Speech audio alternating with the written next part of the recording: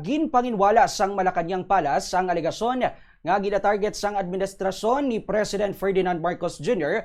ang mga senador sang majority bloc matapos nga mayara ang mga ini sang ginapangatubang nga kaso. Suno kay Palace Press Officer Undersecretary Claire Castro, madugay na nga mayara sang mga isyu nga ginapangatubang sanday Senator Jinggoy Estrada, Senator Joel Villanueva kag Senator Rodante Marcoleta antes nahimo ang 13 ka miyembro nga majority bloc sa Senado. Naibaluan nga nagpagwa ang Office of the Ombudsman sang complaints nga magapasaka ang mga ini sang kaso nga plunder bato kay Estrada kagamuman kay Villanueva. Samtang nakakuha man ang Ombudsman sang precautionary hold departure order bato kay Marcoleta may kaangtanan sa isa ka plunder complaint.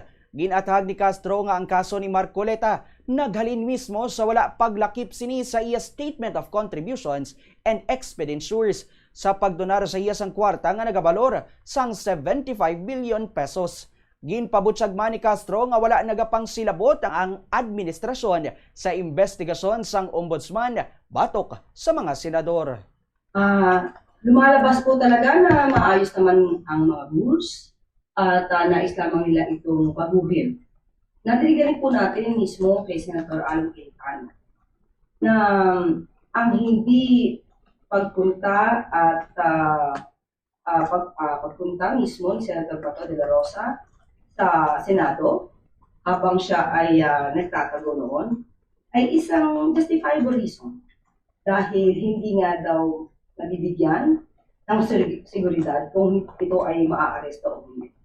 So, ito ba ay isa sa mga justifiable reasons na mapabanggit para makapagboto online? So, ito ay talagang malaking question. Although, yung parati sinasabi na mga nagaganap sa Senado ay kanilang pagdidesisyon at hindi naman ito panghihimasukan ng Pangulo at ng administrasyon na ito.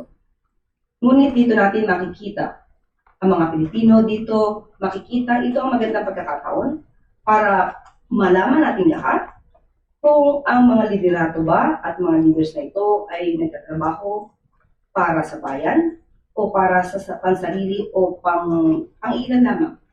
Agaya nga na sinabi ni General Luna, bayan o sarili, mamili ka.